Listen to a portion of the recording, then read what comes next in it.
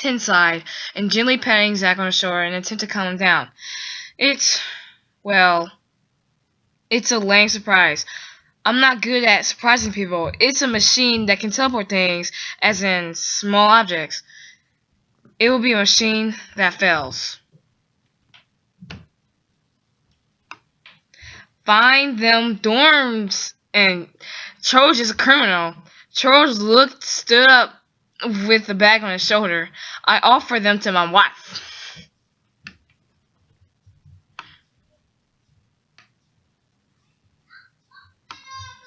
Dahliet contemplated whether or not she wanted to rise, but illuminatedly got up and approached Troge and Vol out of bored curiosity.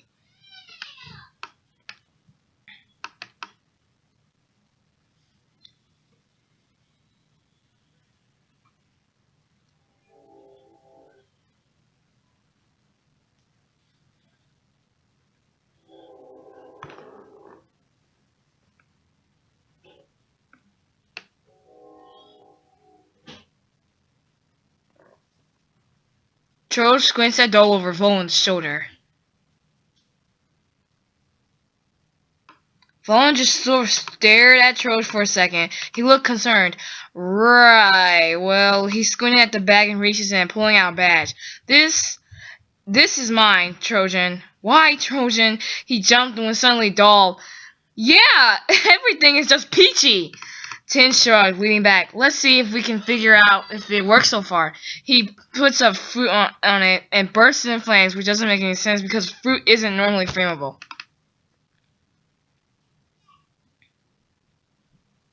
Zachary's fur bristled and he almost jumped from his seat, surprised how the fruit suddenly burst into flames. His ears laid back and he studied the machine. He wasn't sure what to say to make Tin feel better about his failure. Joe just turned and sprinted away with his bag. Yo, mama, I found it all. Gotta get it fast.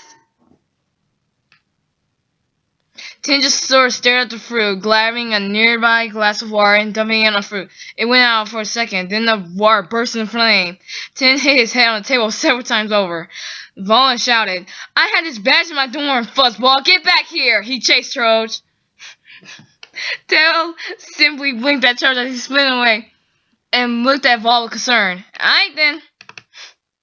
Troge continues to run out the door, our garden, and down the halls to his dorm. Philip wasn't able to run for long. He fell down in front of his dorm, and the bags couldn't slam into the door.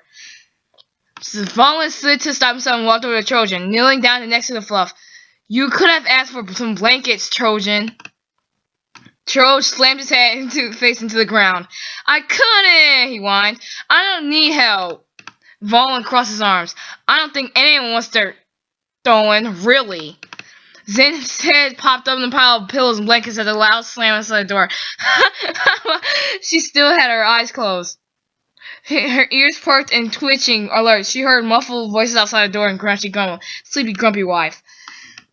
Some instincts took over Zachary and he instantly grabbed Tin, stopping him from slamming his head on the table. Hold on! He noticed which was he was doing and he quickly let it go, smiling and laughing nervously and blushing. No need to hurt yourself. I can help you, you know?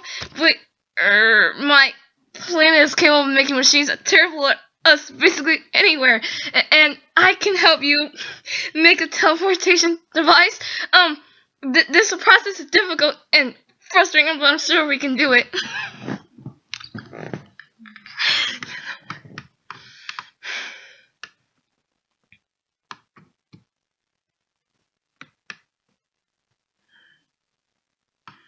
Dal spun around and walked back to her sleeping spot until further contest ensues. Troge sweat nervously looked up at Volt for a moment. He opened his mouth and after another moment he cried out, Wife! Troge just sort of stared at Zach. No, it's fine. Everything I try to make fails in one way or another. I'm an engineer. Shouldn't be able to do this. He sighed and pushed the teleporter off the table. Ben doesn't deserve a teleporter. Vaughn just sit Trojan in the glare. This man was ridiculous. Yeah. Husband, she called back, not so enthusiastically. It took her a moment to untangle herself from the large, comfy, warm nest she had built before she jumped to the...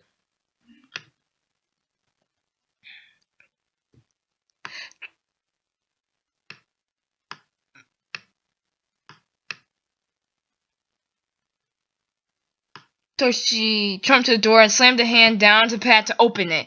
The door opened with a hiss and then stood there, eyes still closed, fur muffs and ears twitching. What's going on? Biscuit laid down and thought she was crying and hiccuping. Her tail covered her face and screamed on top of her lungs. Zachary felt bad for Tin and looked around, unsure what to do to make the situation any better. He frowned and rested his hand on the table, quiet. He would often open his mouth to say something, but he always shut it, feeling like whatever he said still worsened the mood. I bought you gifts. Trevor smiled as soon as he had cluttered close and jumped in front of the door. He tried hard to ignore Vaughn's glare.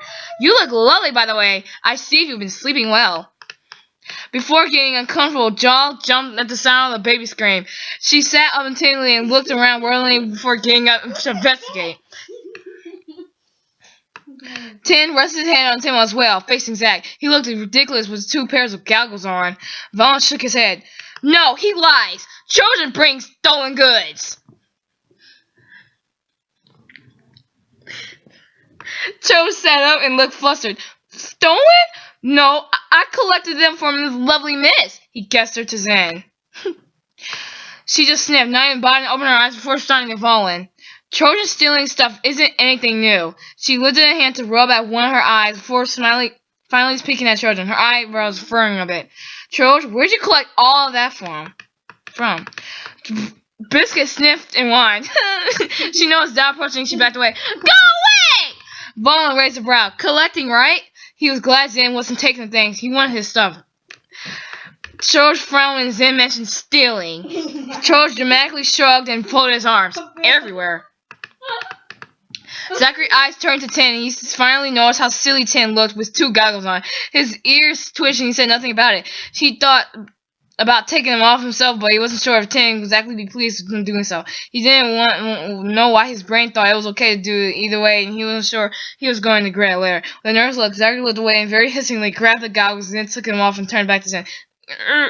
You look a bit silly with 2 goggles. He almost slapped himself for saying that to Tin. Vaughn was just standing there looking upset at him, but this was all actually hilarious, boy him, deep down inside. Safety first, he said, ego hurt, Tin, the tiniest voice ever. Everywhere, What if some of that fluff stuff you found ever belonged to crew members? She sounded like this was something that she dealt with on the norm, and although she was tired and pregnant and wanted to go back to sleep where there was the smallest hint of amusement in her voice, accompanied by the tiniest smiles as she squinted down at Trojan, silly, fluffy husband. Trojan was just sitting in the trash pile, pouting in the hallway. Well, I found it all. He picked a toy away from the wiggle of his foot. If they actually missed it, they'd be looking. This time he did slap himself and hit something and to blink to himself. He buried his head in the arms and stayed quiet for a moment before finally saying, Sorry, why must things be so hard? And why must I be so stupid? And in his thoughts, he kept on hurting himself by calling him stupid, foolish, and whatnot.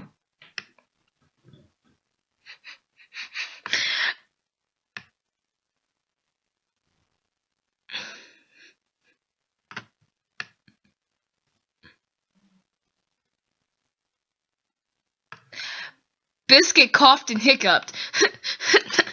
He meant it! He yelled at me! She hugged down and wept more. Dell held Biscuit in her arms and pulled her into her lap to let her cry. She patted her back gently, looking at her rough and shrugging again. Clee has left.